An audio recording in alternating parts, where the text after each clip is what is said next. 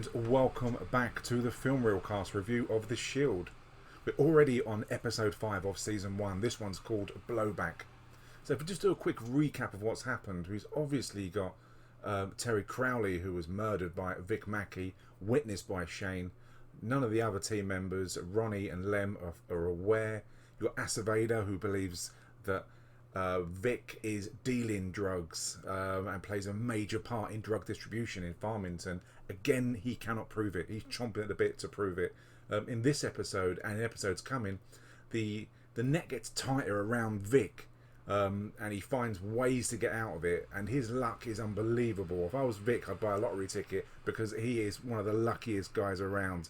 So you see in this episode coming up the introduction of the Armenians, who are really violent, who play a massive part around the strike team to certain members of what happens. And really the introduction of the Armenians affects everyone in the barn, the uniformed detectives and the strike team as well, and what happens on the streets of Farmington. So it's really important. Things are starting to change.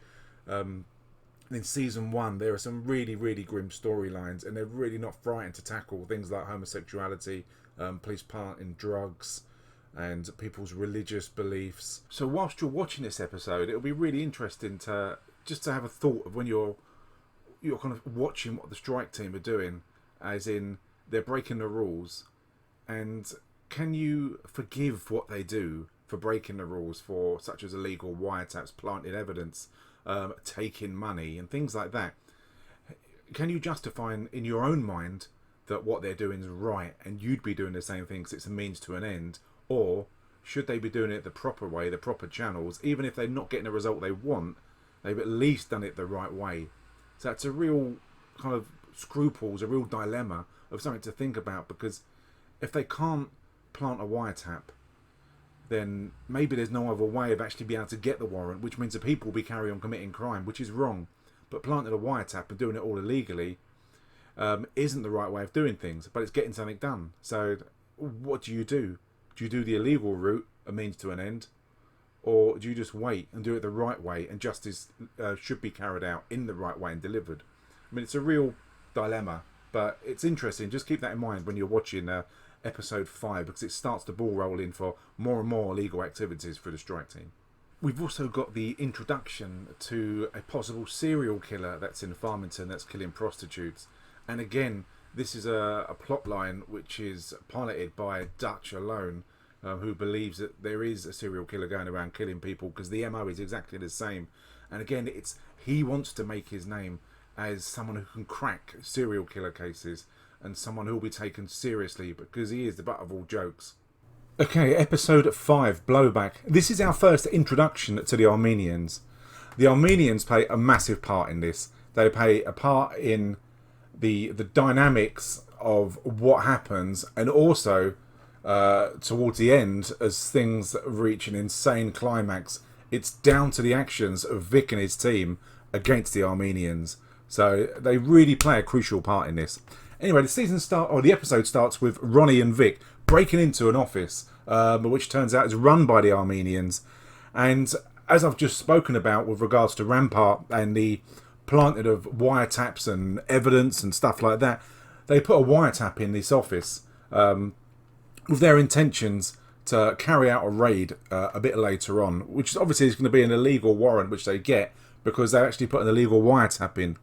So after they put the wiretap in, they get one of Vic's friends to pretend that he overheard a conversation regards to a massive drugs deal that's going to take place.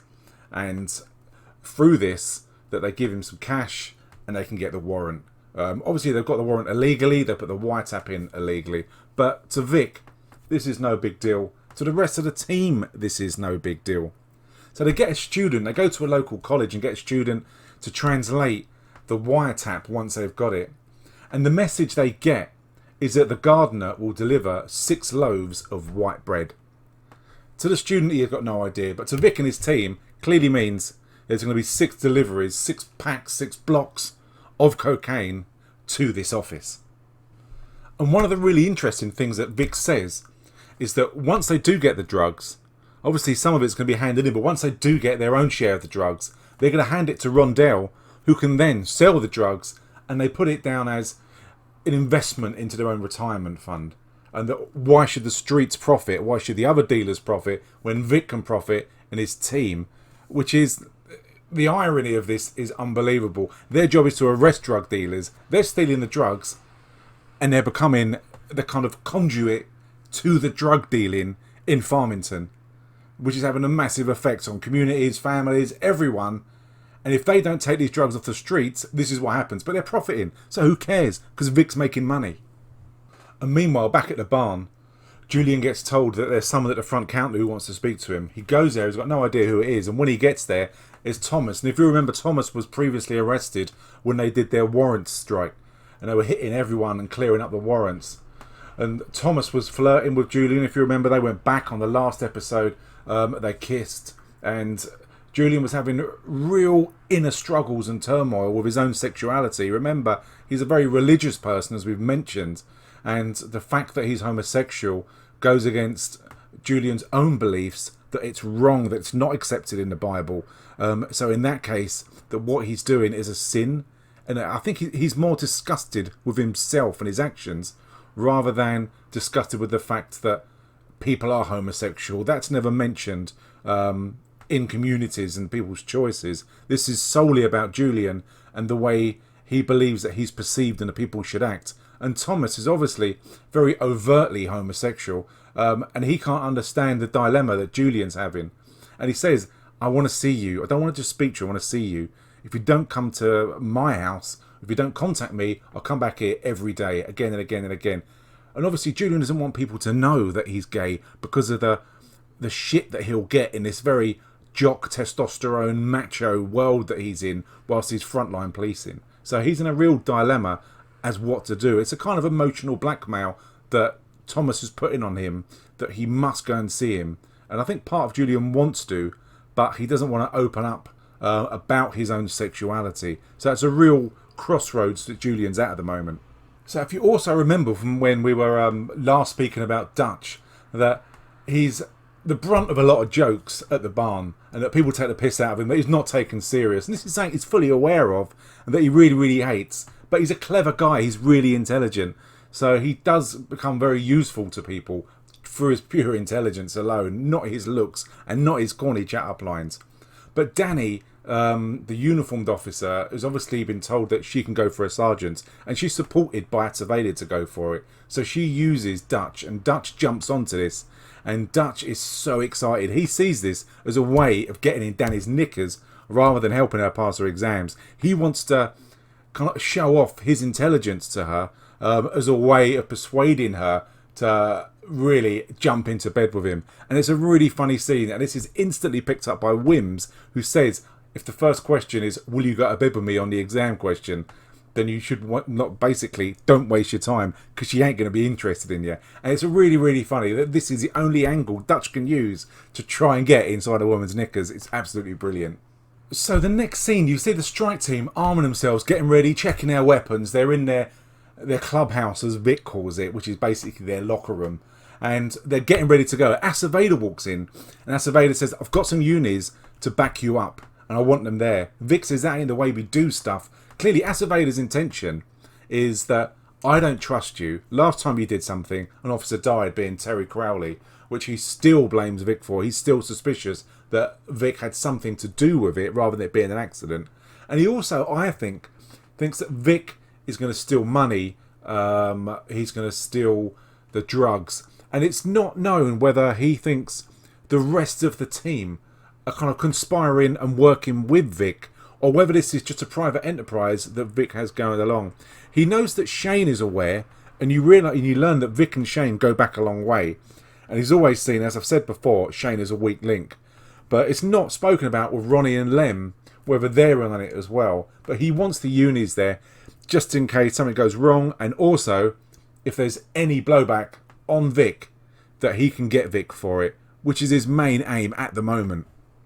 So in the next scene, you see several Armenians in the office that Ronnie previously put the tap device in. So, and they're all sitting around this table, and a lot of them are cutting up coke. They're going to do some coke on the table, just sniffing it away. One of the characters stands out, and his name is Margos or Margot Dzarian. He's got long hair and he's played by Kurt Sutter. Kurt Sutter is the creator of Sons of Anarchy, which is also on Netflix, which is also absolutely incredibly amazing, a mind-blowing series. Brilliant. And he's done a few cameos, and the interesting thing is during Sons of Anarchy, each member of the strike team and a lot of the, I think Dutch as well, but each member of the strike team plays a part in Sons of Anarchy. So they really kind of swap roles, but Sons of Anarchy is incredible. But I sidetrack and I digress back to what we're talking about. The drug deal, they're going around the table and they're doing drugs. And you've got another guy called the Old Armenian. That's his IMDb. That's what he's been credited as. He's a big fat Armenian guy and he's just sitting there. You get the impression he's well aware of just how dangerous and what a crazy guy Margos is. Also on the table is a young Armenian guy who's keeps looking at the drugs that Margos is just cutting up. He's there with his razor blade just cutting things up. He leans across all of a sudden and takes a massive sniff of Margos's drugs. Margos just looks at him in a very strange way. Not much emotion, but in a way that it would scare the shit out of me. And just before the strike team burst through the door, he just picks out a gun and shoots this young guy straight in the head, and the strike team come in and they detain everyone. So there are 6 bricks, 6 blocks of drugs. They detain everyone. Danny takes Margos away, and again there's no fighting, there's no emotion. They've got the guy on the floor who's been shot in the head, so they're all banged to rights. They bag 6 bricks up, put them in a bag, and then Shane takes them away. He's followed by Lem.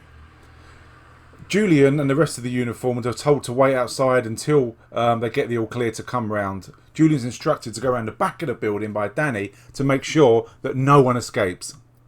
And Vic goes to meet Lem and Shane down in like the kitchen, because remember it's a baker's where they are underneath. So he goes to meet them, and the conversation that Julian witnesses is that Vic takes 2 blocks and says that goes into property, another 2 blocks that goes into property, and the other 2 blocks he pockets. He gives that to Shane and says to Shane, give this to Rondell, and Rondell can earn some money out of it, and in turn we can earn some money. Julian witnesses all of this, which puts him at another dilemma. God bless him. He really isn't having a good day. So Julian doesn't know what to do. If he goes against the strike team, he's going to get taken down. If he says anything, other people are going to take him down. No one likes a grass in the police or in real life in the criminal gangs. So another thing which is really strange, and you'll learn, and it plays a very sick, twisted part into this, is that Margos has a very strange foot fetish. First of all for Danny, which she hates, and then another fetish of his own, which is even more twisted. And that will come in later on in another season, I do believe, or towards the end of this season when things get really, really crazy. But just remember, Margos, foot fetish. So Vic books the drugs in back at the barn. He's followed by Aceveda into the property store. And you see him booking 4 bricks in. Remember, there was 6 bricks seized, and the information was that 6 bricks of coke were coming in. Aceveda's very confused that there's no kind of bundles of cash. Vic says there wasn't any. He says, okay, if there wasn't any, let's take your word for it. Instantly, you get that Aceveda does not trust Vic. Okay? So, he's booked 4 bricks in, and there was 6. So the other 2, remember, he's pocketing. And due to this lack of trust that Vic is picking up from Aceveda, he has got the nerve to turn round to say to Aceveda, I know you don't trust me from the Terry Crowley shooting, and I was responsible because it was my op. But I was not responsible for his death. He looks him in the eye. And he does not stir at all. He doesn't stress. He doesn't break. He doesn't crack. He looks him in the eye and takes no responsibility for the death of another officer. And that takes a special kind of evil, manipulative arsehole to do that. But still, we continue to be on Vic's side throughout all of this, which is just incredible. So Shane, who often, as I've said before, doesn't think with the right part of his body, stops off, parks his navigator outside his bird's house, goes there for a bit of the other, and he leaves it parked outside, rather than taking it back and storing the drugs as he's told to by Vic. He comes out and unbelievably, the navigator's been stolen. The drugs are gone. The money has gone. The weapons in the back of the car have gone. Shane does not know what to do. Obviously, because he's stupid, he doesn't know what to do. So we'll leave that for the second. It then goes back to the barn with Wims and Dutch. Wims is interviewing the old Armenian, the fat guy. Dutch is interviewing Margos. Neither of them are talking, but Margos is just staring at the camera in the corner of the interview room. Neither of them talk at all. And even Wims, when they both come out of interview and says to Aceveda, neither of them are talking, but everyone they've spoken to so far, remember there was another guy that they're all terrified of Margos. They're petrified of him. And during the course of season 1, you learn the reasons why, and you've got every right to be, because he is a complete nutter. So they keep looking for the navigator. And Vic speaks to a few people, puts the word out that where would I go if I was looking for one, if one was going to get stripped down. And what they do is they find a couple of people, they chase that on, and they realise that a guy called Ricardo may be responsible, so they go and see Ricardo, who's with his girlfriend. He gets assaulted by Vic, and he spills the beans that someone called Dina may be responsible for stealing the navigator. So Shane tells Vic that the navigator's been stolen, along with the drugs and the guns as well. Vic obviously does his shit about this, because the payback, or the blowback as it's called, is massive on him. His fingerprints are on the drugs. He'll end up going to prison for it. The rest of the team will, just because Shane was thinking with something down there rather than up there. Okay, so the clock starts ticking now. Julian goes to see Wims with the dilemma that he's got, and he's told that it is going to cost 2 careers, and he doesn't understand the reason why it'd be 2. He says, well, it's only Vic who's responsible. He's the one who stole it. And she says to him, no one likes a grass, especially in the police. No one's going to trust you. No one's going to want to work with you. No one will back you up. But Julian, being a religious man who always wants to do the right thing, remember, he's only new. He's about a month into his probation. He goes to Aceveda. Aceveda is chomping at the bit. He's frothing at the mouth at the prospect of someone telling him that they witnessed Vic stealing drugs. And the car's been stolen. And so Aceveda puts out an all-points bulletin on that navigator that's been stolen. And exactly at the same time as he's doing that, Vic speaks to Danny and just says, look, Shane went for a bit, lost the car, our weapons are in it, I don't want Aceveda finding out, so can you and your colleagues below the radar look for the navigator, and if you find it, call me, don't call up on the radio. So in the next scene you see Vic with Corinne, his wife, seeing his paediatrician. Okay, and as we've spoken about before, that there are a few concerns with Matthew, their son, about the way he's acting. He's not very good, he's not sociable in a crowd, he can't communicate, some of the things he does is a bit erratic and his behaviour is not good. And they're told that he's autistic. And this understandably hits Vic pretty hard, who has no clue about autism, and it's something that the show focuses on and highlights, along with kind of drug use, homosexuality, or people's sexuality as a whole, and people dealing with autism. So it tackles a lot of quite heavy subjects, and autism being one of them. Whilst they're doing that, they're told that the navigator has been stopped. Aceveda's told by Julian, who calls it up on the radio against Danny's wishes, that the navigator has been stopped. So again, Aceveda cannot wait, so he rushes to the scene where the navigator is. He beats Vic there. He searches the car. He searches the lockbox inside the car, and there are no drugs. There are no weapons. Vic turns up, and he sees Aceveda take Dina away, who stole the car, and Vic is helpless. He can't do anything. He can't tell anyone. Only the team know about the stolen drugs. So Aceveda interviews Dina. He knows that she's taken the car. He knows that she had the drugs and the weapons. He's not interested in the weapons. He's so focused on the drugs. He says to her, you will go to prison if you don't tell me where the drugs are. He's willing to cut her a deal. Remember, this isn't the first time that Aceveda's done this out of pure desperation. So she agrees to cut a deal only when the DA has put it down on paper to tell Aceveda where the drugs are. He can sniff the defeat of Vic. He's so close. Meanwhile, Danny is going through the phone, the property that belongs to Dina. And she discovers some of the phone calls made prior to her arrest. And one of them is a pawn shop. So she calls Vic, gives Vic the heads up that she called this pawn shop. It might be where the weapons are. He's told Danny that he's looking for the weapons. Obviously, he's not going to mention where the drugs are. So she believes that she's trying to help Vic recover their own team's weapons. So they go to the pawn shop. They smash the pawn shop up. Vic puts a knife to the guy's throat and threatens to cut his throat if you do not tell me where the drugs are. They recover their own weapons at the pawn shop. And the owner of the pawn shop says, the guy called Freddy has taken your drugs. He's got them at home. So he shits himself. He spills the beans. He tells them everything that's going on. So meanwhile, back at the barn, you've got Margos, who's in a like a cell at the moment. And it's a cell where everyone's in it. And he says to Danny, he makes some comment in Armenian. And some guy who's standing next to Margos says, this is the first time this freak has actually spoken. And he belittles Margos.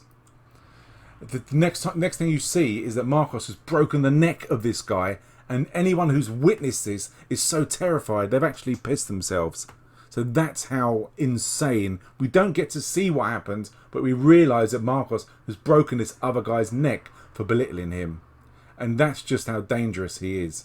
Okay, so they go to Freddy's house, and Freddy is unconscious on his kitchen table. Thankfully, for Vic's sake, there are 2 bricks worth of cocaine on the table which are still there, and they can recover them and sell them. But as they're there, they look out the window and they see Aceveda and the unis turning up, and they're coming and they are going for Vic, and all they want is those drugs, and then Vic can be sent to prison. So Vic and his team quickly clear up the kitchen. They clear the sides, they clear the table, and they get rid of the drugs. Vic has to flush actually 1 brick down the toilet, and he stores one. Then Aceveda walks through into the kitchen, and he is gunning for Vic. Much to his dismay, there aren't any drugs. He turns around at Julien, and he's gunning for Julien. He was promised that there'll be drugs there. He hoped there'll be drugs there. It's pure desperation by Aceveda. Vic says, you can search me. He's so cool, calm and collected about this. He's not phased whatsoever. I mean, you see the look on Lem and Ronnie's face, and Shane, for a matter of fact. They're shitting themselves, but Vic gets them all out of trouble. So this episode ends with 3 different scenes, all pretty impactful. First of all, you've got Dutch and Danny, who this is in the evening after the incident of the drugs. Dutch is going through trying to train Danny. Really what he's trying to train her to do is say yes for the option of Dutch getting in her knickers. She gets a phone call to say a friend's in distress. She needs to come over and help out. And Dutch says, fine, if your friend needs help, I'll leave. You can take your friend on. Then it goes to Wims, who's back at the barn. Aceveda walks up to her and says to her that there's been an incident and Margos has escaped transportation to prison and that he's on the run. And he jumped out of the van whilst it was moving at around 40 miles an hour. And even she says that takes a different kind of crazy to be able to do that. And then Vic is the person who's in distress. Vic turns up at Danny's house and he says he's had a shit day, and they end up kissing, much to the dismay of Dutch, he's a detective 24/7. He must have sniffed something was wrong, and he just pulls up and sees Vic and Danny kissing, and he turns around and says, you gotta be shitting me. And then it ends. So I mean, this is such a good episode, and the repercussions from what happened from the Armenians stays through all 7 seasons. So it's really, really impactful. And you've got Aceveda, who again has information that Vic has done something wrong, that he's broken the law, but he has no evidence. And this is something that will carry on into episode 6. So, and there's still fallout to come, and there's still more twists with regards to what happens to this. But you've seen from that trailer that so many things happen in season 1. There's so many plot twists and storylines that you think Vic's gonna get it, basically, that he's going to be arrested, that he gets away with it. It's absolutely insane, the storylines. But that was episode 5, called Blowback. And I hope you enjoyed it. Remember, subscribe, and you won't miss any of the updates for this. We've also got our other podcast on iTunes, on Android, called The Film Reelcast. You can subscribe to us on Twitter at The Film Reelcast, where I post out, and on Facebook as well. Each of the podcasts that we do, they're mostly weekly, depending on what commitments we've got. But there's definitely going to be podcasts every other week. And also, we've got this. I'm going to try and do 2 episodes a week. I'll try and keep them coming for all 7 seasons. Okay, so there's so much to look forward to, so much going on. I'm Stuart, and I hope you've enjoyed this.